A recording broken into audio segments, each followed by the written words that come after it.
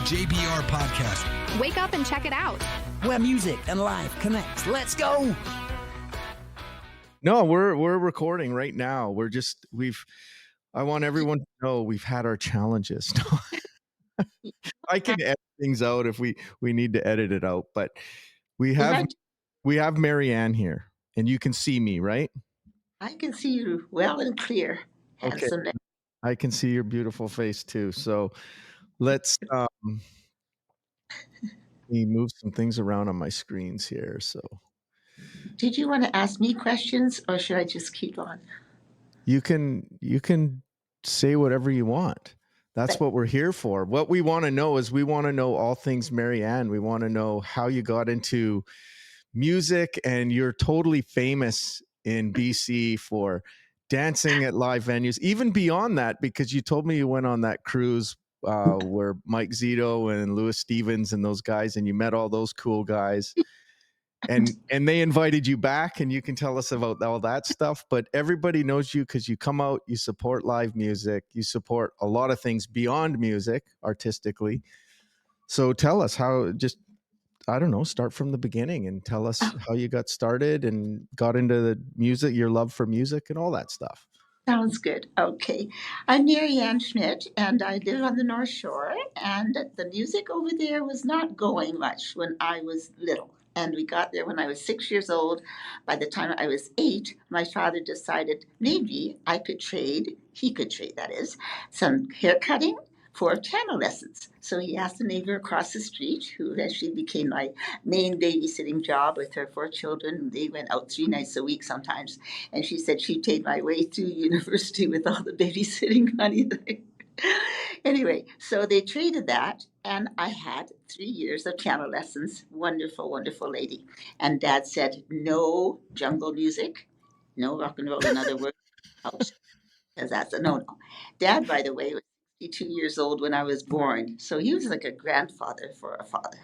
But he had more energy than 2 to 3 fathers, middle-aged ones, put together. And I think I got all the energy from him.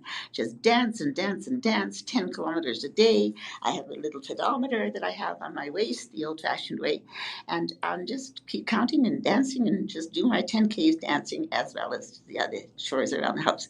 But the music started at the age of 8. So those lessons were good, and I enjoyed it. But by the time I got to 11 years old, there was a lot of homework coming on, even in elementary school. And I had to sacrifice those lessons for the studying that I had to do. Dad was a very, very wise man, and I idolized him. He was my golden idol. He was just tremendous in every single way, the best man in the world. He said, make sure that you study, get your degree, and then go and party and have all the music and all the rock and roll that you want. But get that degree first. Nobody can take it away from you. So that's what I did, studied my head to the grindstone. Every day after 3 o'clock, I was at home by 3:15 and into my books. Had a snack first, into the books, and so on. So this went on for year after year, so not much music. But the little bits and pieces I remember very well were, besides the lessons that I had, by grade 8, I had a position in the music choir that we had, the choir, and they put me as a secretary, so I just wrote down the notes and little things like that. So that was a connection. And by grade 12, there was a talent show coming up. CBC came along, and I don't know what they did, but they said, any talented people along? So my friend and I decided we could sing 4 Strong Winds. And I only happened to do harmony. I don't know why, ever since little. I don't find the melody, but harmony. And so I did that. And I had this little guitar that somebody lent me. So I played those few chords. And we did it, but we were shaking because the microphone made us nervous, and just looking into that and singing into it. And when it finished, our song finished, we just said, oh, when can we call you? And they said, oh, no, we'll call you. I'll let you know if you made it into the town. So that was the end of the music there for a while. And again, into the studies at UDC. No, because again, I had to study so hard. I sometimes studied 10, 12 hours a day just to get marks into a C-class average. But French, of course, was always 100%. That was the only thing I excelled in. The music there, UDC, we had to take an elective. So my choice was not a sport because I just wasn't into sports. I wasn't athletic. And they said that ballroom dancing is a sport. So naturally I chose that. And Mr. Vincent, our ballroom teacher, said, when you step on somebody's toes, it's their fault. When he or she steps on your toes, it's your fault. You got them in the way. So that was the end of those lessons for that year. That was music oriented there. And I enjoyed a few of the ballroom steps. But I like the fast tempo I found, so I wasn't into ballroom much and didn't have a partner. And a few times we had the dances at International House at UDC every Friday night. So I was looking at the door, watching the door, and also did. We were like wallflowers, all the girls lined up against the wall waiting for the guys to ask us to dance. So a few ballroom dances there, and that was that. So very little music in all those years. Then along comes my future husband. I met him in 1973, and I would say that's where the music started, the dancing started almost intensely, so intensely that we just bonded right there from the music that we had in common. We started going to the town pump. That was our main place because that was the biggest ballroom, dance floor that is, and that was at 66 Water Street right in Gastown area, and they had bands there that played one band a year. 11 months of the same band over and over again, the same songs, varied once in a while, of course. So there we met Peter Tadden and Judy Delone and Bill Cunningham. They were the band called Zipper, and we just couldn't wait. We couldn't wait to get into that door at 9:01. As soon as the doors opened, we were there. And by 9:05 or 9:02 even, we were on the dance floor. And we did that every Friday, every Saturday for quite a few years.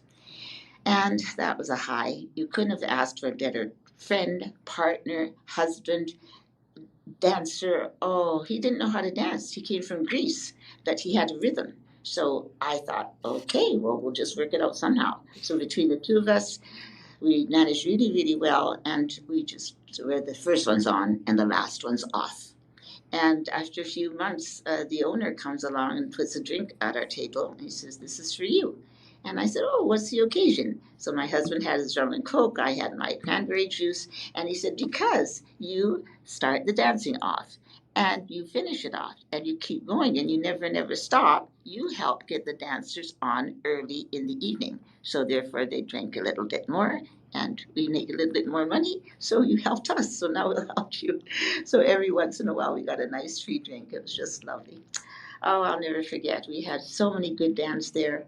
And one of the girls recently, in the last year, she said, "I remember you from the town pump." And I met her at one of the venues or maybe on the street. I can't remember because I don't remember her. She said, "On the balcony, we were looking down, and this is what we saw. We saw you and Nick like a wagon wheel that was rolling because from the bird's eye view, Nick was standing straight and holding our hand, and he just pushed me out with our 2 arms extended, and I'd be turning around. He'd pull me back in, and then around and around. So we were like the spokes of the wagon wheel as we turned and made a full circle. Because I did all the spinning, and he just stood in one spot. He'd move his feet a few inches as he went around. And they said it looked so funny, just like a wagon wheel. Anyway, we had a lot of fun. So I'll let you know that after 8 years into our marriage, that beautiful, beautiful music, dancing, everything else that we did together ended. And I'll have to make that another episode of my story another time because that's a long part of my life that was very, very sad. But the music kept going in my mind and I couldn't stop. I just couldn't get enough of it. I just wanted to do more. So I could say by, oh, at the Yale. Okay, that's when I found that maybe I could try what this other lady did. She's a middle-aged woman. Oh, we were all in our, I guess, 30s and 40s at the time. So not young, not old, but she was dancing like a whirlwind all around that empty dance floor in the middle of the afternoon. And I thought, wow, she's doing something that I would never have the courage to dance alone. Oh gosh, no, people would be watching and I'd be so inhibited I couldn't do that. And so I watched her week after week, and I thought, if she can do that in that corner of the Yale and in the middle of the floor, I can go over to the other corner and hide behind the amplifiers and maybe try. So difficult just to get out of my chair and just get out there. Oh, it was nerve wracking. But I thought, okay, she's whirling around. I'm going to do the same. The first time was the hardest. The second time's easier. The third time easier. And from then on, I never, never, never stopped. So you just couldn't get me off any stage floor or dance floor. Oh, I would go, go, go like crazy. And you learn to do this. And it's just conditioning and something that's hard that you have to do or want to do, you just get over it and just force yourself to do it once, and then it'll be easier and easier and easier. So I learned that from my dad. He said, try something that you don't like or don't want to do or feel that it's a challenge. Just try it once in your life. And if you like it, good. If you don't, good. So I got up and did that. And I never stopped. And my emotions are such that I thought the dance floor could be my gym floor. I don't want to go to the gym. I can do all the dancing just doing the exercises here. So therefore, if you see me dancing, I'll just flay my arms and fling my feet and just try and move every single muscle from my toenail down to up to my fingernails and move everything in between just for the aerobics lessons that I can get and get the rhythm. So the music were just so inviting that I wouldn't even sit down for a break. I just wanted to just keep going, and I thought, no, I'm not going to stop and dance and stop dancing. I'll stop when the band stops. That's the only time. So whether it's slow or fast. And slow ones are hard to do on my own, but I learned a way to do it because in 1965, long before I knew this dancing happened, my mother and I went to Hawaii, and I learned how to do the hula, and they taught us on the beach with some professional hula girls, of course, and the native people. So I learned how to do tiny bubbles and pretty shells. So using those motions, I thought I can change them to suit the songs and the lyrics of the words of the song that I hear you all play and singing. So I can anticipate the words, so I can do love, I can do passion, anger, and I make up my own gestures and so on and so on. And I love to act and play acts, so I think a lot of that is coming out when I'm doing my emotions and stuff. And that gets me through every single song, so I don't have to go sitting down when all of a sudden there's a slow romantic song. I can do the romantic feeling and just love and don't leave me and all that stuff. Anyway, I just make it all up. And I enjoy doing it because it's so much fun.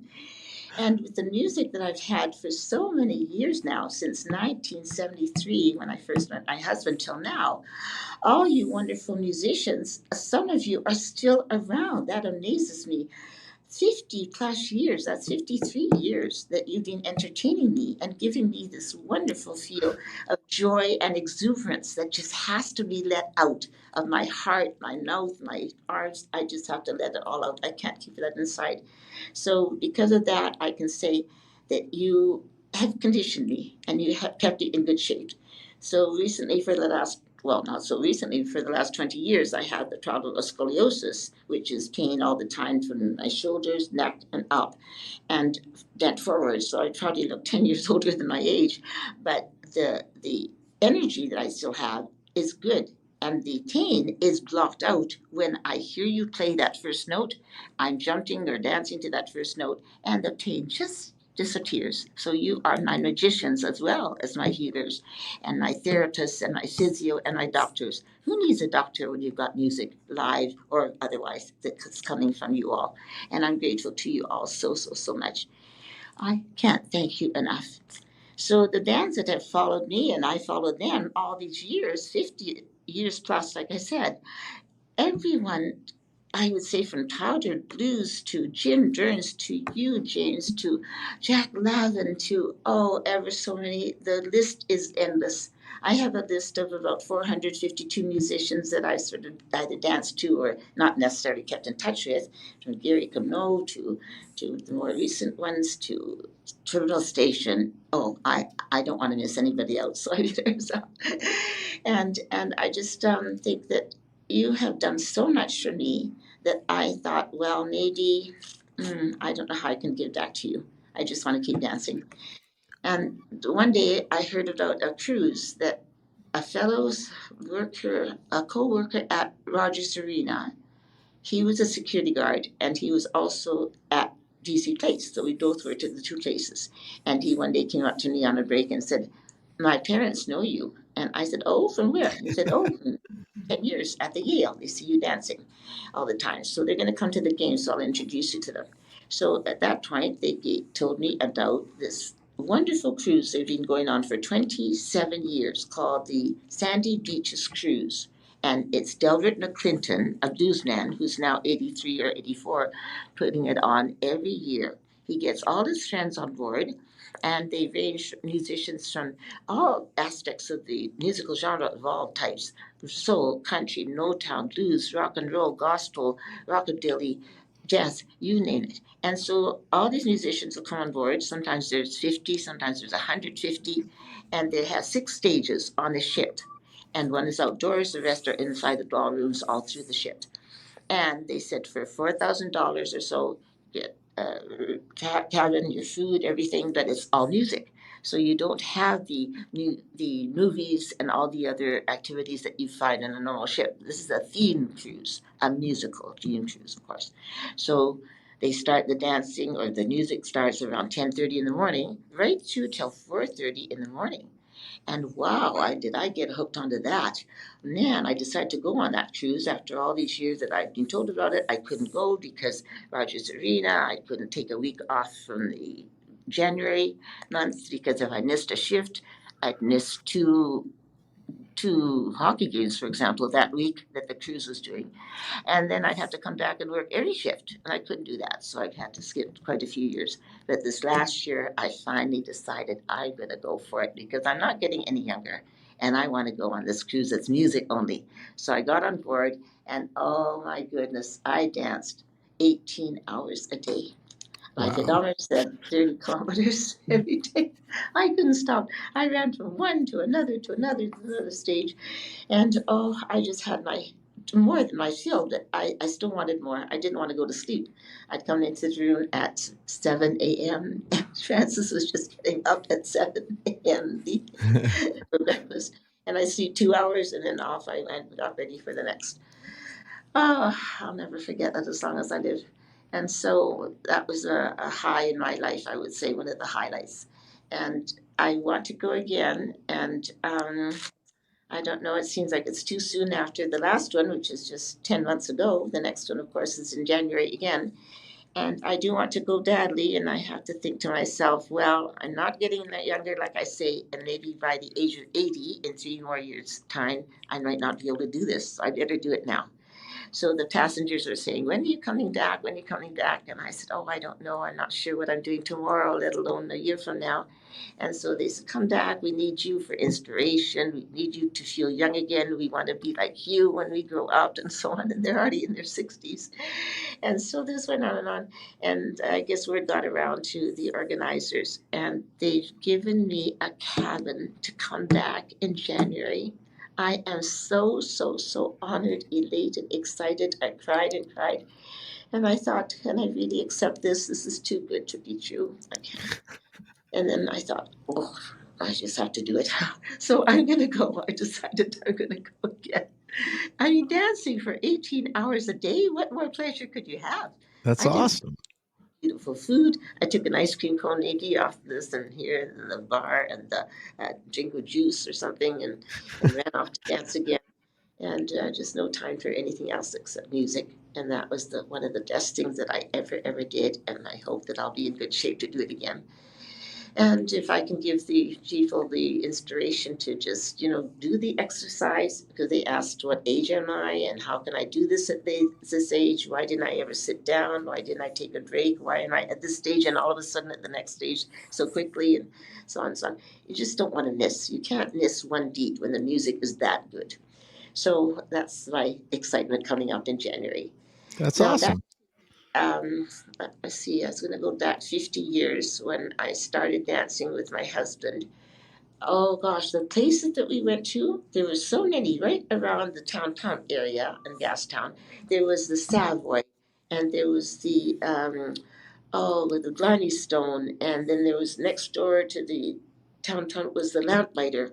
And some of you, my age, my era, would remember some of those places, and some of them have closed down. For example, there was a Soft Rock Cafe on 4th Avenue, Erling Kitts, and I don't know how long it lasted, but I remember that Roy Orbison was coming there. And I decided to walk from my home to Fourth Avenue, I don't know why, just to go and ask him for his autograph. And so I went into the underground parking lot. A white limo comes by slowly, the window rolls down, and he says, "Hello, what are you doing here?" I said, "Oh, I'm just looking for Roy Orbison." And I said, "It's you." And he said, "What would you like?" I said, "I would like an autograph if you don't mind." And so he signed it, and he sang up there. And that place is gone. And there's so many others. Oh, I can't even begin to name them, but I'll just have a quick look here. What is your Yeah. favorite place or Oh, has the been town, your? because that's the best memories that I have, because my husband and I were just so involved with the music there. And of course, nowadays, the Admiral is the place where we all go and dance with a big dance floor. And we hang out there on Wednesday nights, so that's great. And oh, with people like Al Foreman and Arson, what more could he want? And all the others that come on a Wednesday. They have Saturday afternoon gigs as well, which I should go to, but they said it's so much fun. And I'm missing out on some of those. But I can't do daytime because I've got so much to do with my garden and helping out seniors in my neighborhood who are not well, and so on and so on. So life is slow. And the music that I have in between, for example, at home, I've got all these wonderful CDs that you people have either sold to me or given to me. And I've got stacks and stacks, and I turn them on, and I'm dancing around the house in my kitchen or on the back patio or in the yard and all around. So I don't stop. I just can't get enough of it. It gives me such, like I say, joy, and the exuberance that I have, it just has to be let out. Just let it out, and I feel so good after it. Music is really a healing thing. It's everything. And like I said, at Telson 19, I just don't even think about it. It's gone. And people like you, James, I think I met you probably between the Admiral and the Yale and the Commodore. I think I would have seen you at the Yale for the first time. I'm not sure. Do you think so? It's been many years, but yeah, it was probably the Yale, somewhere, one of those clubs along Granville Street, I think is the first time we met. And you didn't have your own band at the time, and you didn't have No, a I did. I toured with Russell Jackson when I was a late teenager from 95 to 2000, kind of in his band. And then in 2001, I formed my own band, and I've had that ever since, but it's been a mix of different guys. The last 10 years, kind of when I go in and out of town, I just use pickup players in whatever town I'm in or whoever's ah. available. Oh, I wish I'd known you longer than the time that I've known you. But that probably goes back quite a few years anyway. But Yeah. not 53 years ago, because you're too N- young. Don't even No, look. no, I was born in the mid to I, late 70s. So yes. Gosh, you could be my son, let alone the age difference. I found this in my boxes downstairs, and it's a Motown meltdown that you were partaking at the Commodore, and that was in 2010. And oh, what Yep. a lovely write up! I didn't know that you had played with the fabulous Thunderbirds and Long John Baldry and Sue Foley and Canned Heat, Powdered Deuce Jerry, Jim Burns, all those people I danced with, and you were part of all that. So wonderful. Congratulations for having started so young and worked so hard to achieve, because it says here that you had you were only 34 years of age when with 24 years experience already. So that means you started at 10. Awesome. Yeah, I did. I originally actually started in acting. Well, I started music and kind of played some old time rock and roll, and I played Peter Gordon and Stephen King's It back in like '89, and then I didn't really like acting because it was hurry up and wait. I loved music because it was instant gratification. There was a live audience, and signing autographs, and all these other things. So that was much more exciting as a kid. But I did do a thing with, because I've known Jim Burns a while too. So when he was on the Highlander TV series, I did an episode with Jim and That's right. Adrian Paul and Stan and those guys. And then they all came down to the Fairview after, when the Fairview was going strong, when I had a gig there, and sat in and Oh, played. So yeah, it was good. Yeah, I've been around that's the block a few times. yes, more than a few times. My goodness, and you didn't look old enough to have done all that in such a short time. No, I was fortunate enough. Tom and Jack Lavin were really good to me in the early days. I remember going to Jack's Jam at the Yale where you went to, and yeah, he was good. Took me under, and that is where I think I opened for Powder at the Commodore, and that's where I met Jerry Doucette and his son Jerry Jr., who we're friends to this day, and kind of just those guys were really helpful in terms of encouraging me to play and showing me what's right and wrong. And Russell Jackson as well, of course, BB's old bass player. And yeah, so I was very fortunate there. Goodness, oh, you go back a long ways with all those people, and they're just such great teachers, and you learned well because look where you come. You got to quite a high, Yeah. high there at the top. I admire you so much. I won't forget when at the 12th Street Blues Festival in New Westminster a few years Yeah. ago, and you were on stage, and all you did was just like this and out of your head. And I thought, oh, you don't have to ask me twice to get up there. I'll dance. So I got up there with you, and I thought I'd be dancing, that you had taken your guitar strap off and put it in front of me and gave me a tick, and you just said, strum. So I did that. I said, what do I do with this hand? You said, don't touch that. I'll do that.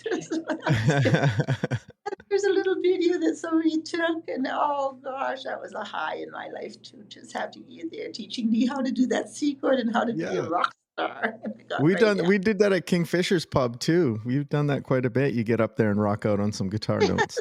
Yes, there's a place that I haven't been to for a while. Everything's good there? Yeah, Still going? everything's still going. I think Jack Lavin's going to be there later on this month, and Ah, I yeah, wish I was so I think far next. away.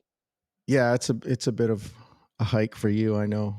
Yes, but in the olden days, and not so old, not so far back, I remember having done hockey games, and then after hockey, we go to two more venues, and Dad said, "Come on, let's go." So I changed out my uniform and go to more places.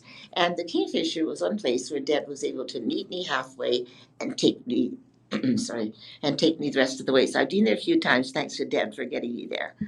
So we went all over the place, and it was just wonderful. And oh, she has done so much for music to support live music. I'm so grateful that she has looked after me, whether it's with technology, setting this whole machine up for me to get this lovely interview going and giving me a chance. And for you, I say thank you to you for having me as a guest. I'm so honored, elated, excited. I can't say more. I didn't even sleep last night. I was so happy. No, it's great that you're able to do this, and I know, is Deb hiding in there somewhere? Maybe she wants to show She's her hiding. face for everybody if she's up for that. Okay. But That yeah, She's because here. yeah, Hi. hi, there you are. Yeah, Trying no, not to touch technical stuff so I don't mess it up. no, it's all good. I can see you're good, so I think we're all good. But no, Marianne, I think it's great that as a musician, and not that I want to speak for other musicians, but I know so many talk so highly of you because we see crowds everywhere we go, but there's very few that stand out in terms of how much you appreciate the music and you dance to it, and that's feedback for a live musician.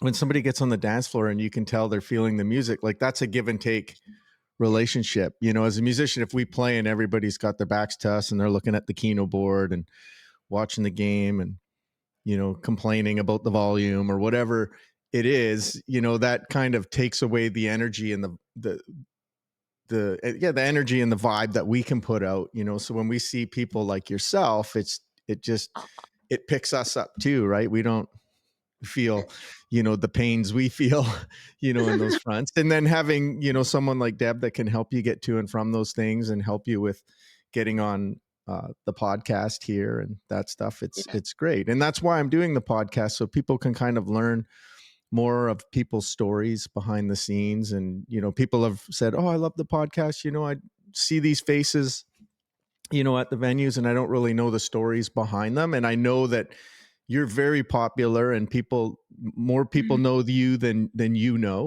and a lot of people probably wonder what your story is. So when they watch this, they're gonna connect Thank with you. you a lot more. That's very complimentary. So kind of you to say all that. But one hand washes the other. Like my dad would say, we each help each other out in many ways, more than one. I think you give me so much more than what I could ever give you. And all my life, I just feel I just owe you all so, so, so much. And as far as technology is concerned, I just bring that in for a little bit of the background. Because we were brought up very poorly, we had no TV. And so today I still have no TV, no cell phone, no Wi Fi, no this, no that. I have a landline, and that's the only way I can connect with you all. So if there's a way to get to me that is through emailing, my friend, my best friend Sheila, has my password because somebody said, my nephew actually mentioned 20 years ago, you got to get with it. You got to have an email address, especially when you're going to work overseas at the World's Fair. And at that time, it was 1992. And he said, we have to connect with you. So somehow he set something up. And I didn't know what it was all about, but that's when the email on my site started. And Dad has put out a Facebook page for me. And that probably goes back 10 years, right? Oh my goodness, she thought if I knew all these people, all these musicians, and I just got to be out there because I'm dancing with them. And so she would take a picture of me with them or them and whatever. And then I said, I don't know what Facebook is all about. But she said, don't worry. I promise you, no dirty words and no dirty pictures. And then I don't remember saying that. yeah, you did. Just the no dirty words. And so reason alone, the Facebook, I don't know how the world sees all this, but gosh, in Seattle, a guy comes up to me, I know you from the Facebook. And we were going to the Rolling Stones concert. And another one said, oh, yes, I know you. You are in the Tom Larshide section of my group, looking over us all the time, watching that we don't do anything wrong at the hockey games and throwing things or swearing or pouring beer all over. And you're always controlling us with a good firm hand, but at the same time, you're always dancing and moving to the music. So they know me, all this stuff. And I thought, gosh, I feel so embarrassed many times, hundreds of times when they know me and I don't know them. And another reason for that is I'm chasing the stage. I'd like to be front center if I can. And just watching all of you strum, play, move your feet to the beat, hands, fingers. I just want to watch you because then I can change my beat to whatever you're going to be saying or singing or doing. So I'm watching you, and at the same time, I'm changing my movements. And so I'm learning from that. And I just want to be right up there. So that's why I don't see anybody behind me. I don't see anybody to the side of me. I'm just focusing on you musicians. And that's the way I've been. So many people will say, we see you dancing. And one fellow said, oh gosh, I've seen you dancing for years and years and years at the Yale. And so on and so on. So I could go on forever with that. But it's been so, so, so much fun. And I was going to say about the technology. Yes. So I can get into this library of mine, my local library, and there they actually very patiently taught me how to type, do the email, and I can actually send an email. And now that I've got 3,000 odd contacts, because anytime I meet somebody, I'll just ask them for the email, and this way I can keep in touch with them if they want to be that way. And I might not go to the library more than 2 or 3 times a year, but at least I know that, there's somebody out there that, I can talk to her. And I said, always use my landline if possible, and so on. So because of this technology, I'll go into the next step. These musicians that I've known, not personally, like I said, but those hundreds and hundreds that have been entertaining me so much, I need a list of them. So when I turned 60, 70, 17 years ago, I decided I don't want another birthday party with my friends and family. I want to do something for someone else. So at that point, I said, would you guys be able to help me, like have a jam session or something for my birthday and do 2 or 3 songs? And then I'd take another 2 or 3 and then ask them another group. And eventually it worked out. So 60 musicians came and we did a jam on my 60th birthday. And in those days, I also had silent auction. I had areas for food for the bands. I had so much energy then. And now we don't do so much of that anymore. We just do the benefit. So I decided to do it for charity. And when I turned 60, my mother had just passed away. So I thought, oh, okay, the first charity is Alzheimer's. as she passed away from that. So for 6 years we did that, and all these wonderful musicians contributed their time, you too, and all the others, their time and their talent to do this jam. And it would turn out into 5 or 6 hours, sometimes 4 or 5 hours of music. And everybody would come in, and I tell them what the donation would be for, and if they can contribute little or a lot, doesn't matter, or just come and enjoy the music. So we've raised from now until now over 10 different charities, about $92,000. So when we had the silent auction, the sheets were all labeled with the items and so on and so on. And I noticed this lady that was standing close by and just sort of straightening out the sheets and just watching over it. And that was Deb. She just took it upon herself to just sort of, watch over things. And she runs a lot of things, shows from this and that, and her work, her job. So she knows what she's doing, and she's in charge. No matter where she is, she's in charge, and she does such a good job. So I just watched her for a bit, and I thought, how nice of her to put those sheets together and to label them to make sure that nobody switches the prizes or takes any of the gifts or whatever. And that from then on, she became my friend, and she helped me with all these benefits that we've been doing. Without her, I don't know what I would do. You would never get to 92,000. So I owe her a We're lot. aiming for 100, right? Yes, 100,000 by my 80th. There you go. So in 3 years. So hopefully this year I would like to do service dogs, because they helped Jeff Healy. They helped blind musicians or whoever's disabled in any other way. And I thought that'd be something different to do that maybe this year. So around my birthday time is the benefit that I do, and that's around April the 1st. So usually it's at the Admiral the last few years, because too bad the Yale closed down for the live music that we had, and I guess I'm not so much in the country. That it's okay, but that's not where we go and dance, unfortunately. And because that was the best venue. My favorite venue is the Yale, by the way, since you asked before. And It would be a good time now to invite any musicians to come to that birthday and volunteer their time.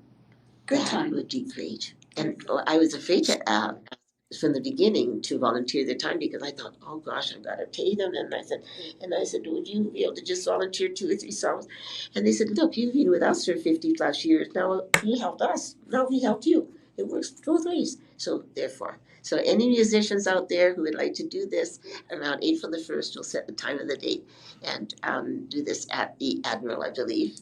And please help. And then we'll get to. So then if a musician's watching this and wants to participate, how can we get them in touch with you?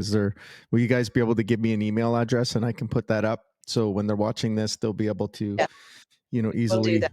contact? Yeah. Okay. We're going to create a new email address just for that birthday party. So we will do that. I'll get that to you, James. Okay. Perfect. Yeah. We're going to call it the Dancing Girl. That's her email address. Her new one's going to be the dancinggirl@gmail.com. I love it. Yeah. Yeah. It's so exciting. Oh gosh. So Wonderful. before we go here, Marianne, is there anything else that you want to throw out there to people, or you want to There's so encourage much. people to dance? I know and we can do another one. I tell that to people because, we could talk for days and days, right? Yes. Okay, maybe one more highlight is how I got into the Yale. That's a story that I thought I'd like to mention. I had taught school at Eric Hamber, David Thompson, East Side, West Side, and Fort Coquitlam. And one of my schools had a student who didn't like French, apparently. So he left and just went running down the hall to try something else, maybe music, maybe another language. He said he couldn't hack French. And I found this out many, many years later, because at the time I wouldn't have known. A lot of kids didn't like French, of course. This is not easy.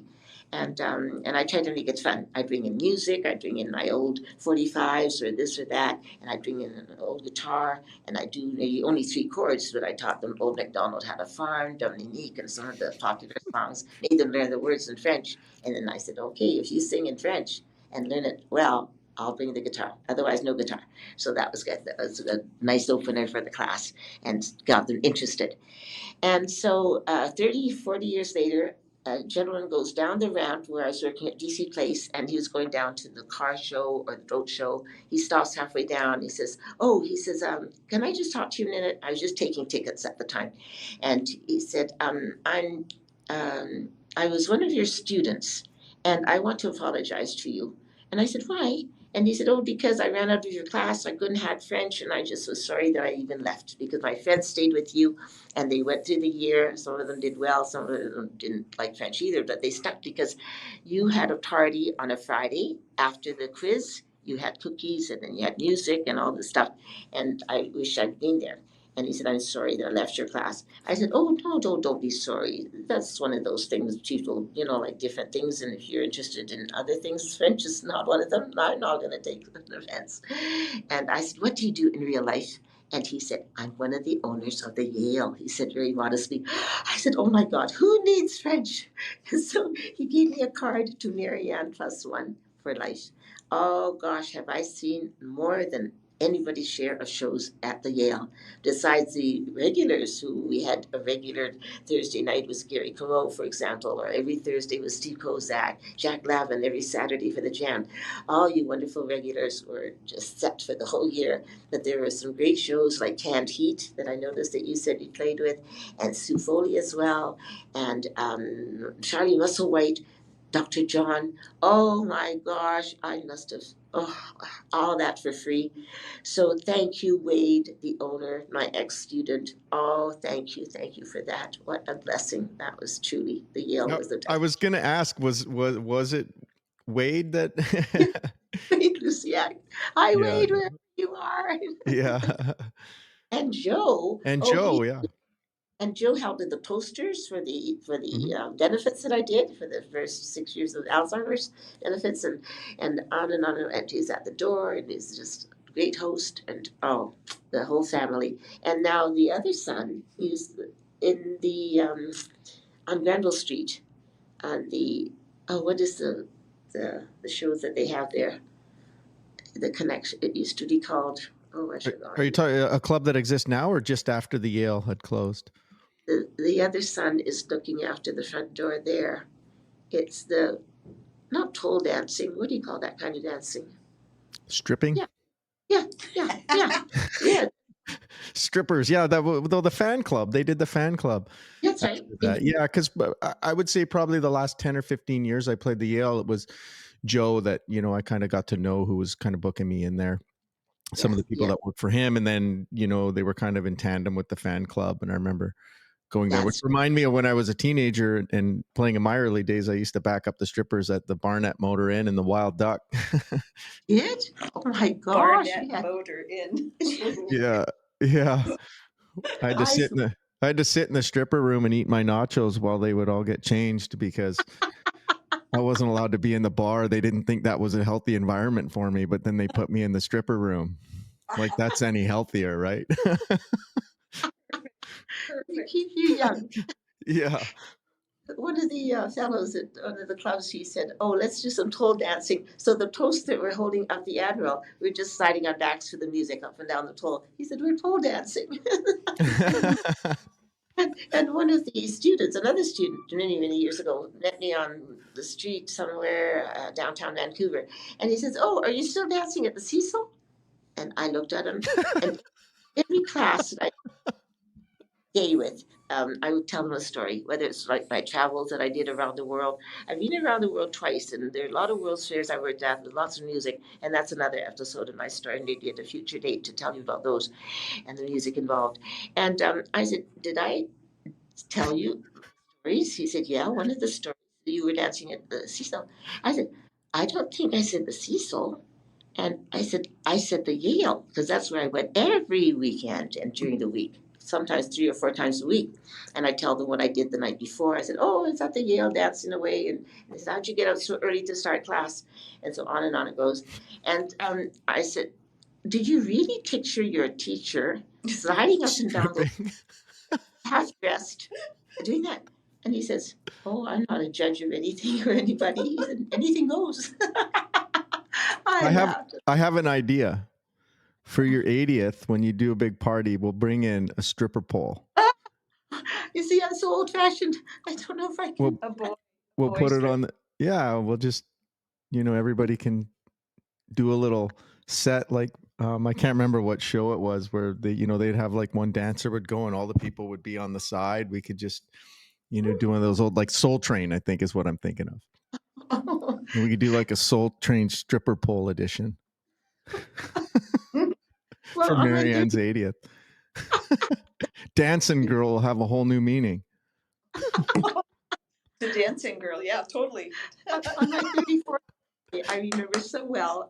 The friend that I had then, she unfortunately passed away. She gave me for my 34th birthday a Chippendale show ticket. Oh my goodness! I said I don't know what they are or who they are, but she said, "Oh, you'll like them." And I really, really was old-fashioned and still am. I couldn't look. I had just teeth between my eyes like this. And That's still looking. My eyes closed. Fingers true. And she's, Marianne, look, don't waste the ticket. She gave you a jab in the arm. Look. And this is too much for me. And then she asked one of them to give me a kiss. I said, don't. She said, which one do you like? I'll bring him over and give you a kiss for your birthday. Anyway, he gave me a peck on my shoulder. And I said, oh, I'm just so shy. And she's never washed it again. Yes. But I'm very, very shy when it comes to things like that because in our house, not one four-letter word was spoken and no swearing, no this, no that. Oh boy. But I didn't know the difference because not knowing is innocence is what's the word? Innocence is bliss. Yes. If you don't know something and you don't know about it, it's okay because you don't know the difference and you don't have a basis of comparison. So we were ignorant of a lot of things in our house at the time. And I'm still a little old-fashioned in some ways. I think that's Nothing wrong with that. No. So the stripper idea, I might take a peek. Wow, people can leave their clothes on. We'll just have a pole there and everybody can, show off their moves. James. Whoa. What's that? Sorry? What if you're the stripper? No, I'll be the entertainment. Well, not the different entertainment. I'll be the music for the stripper. Okay. I got 2 left feet. I don't know how to dance. Oh, she's turning red now. It makes me feel young because I don't feel like I'm 77. I just feel like I'm 27 inside. It just feels good just to be alive. I'm so happy. That's amazing. Well, I thank you for taking the time and trucking through the technical aspects of getting this going because it's all like remote. So for those watching, sometimes we have a few technical difficulties and whatnot. But again, I thank you, Marianne, for being here, and I hope to see you in person soon, and Deb, you as well. So definitely count me in for any of the fundraisers you're doing. If I'm in town, I'll definitely come out there and support. Thank you, James. Thank you so much for this wonderful, wonderful hour. An honor. Hope to see you soon. Thank you. We will see you guys soon. You take care. You too. Thank Okay. you.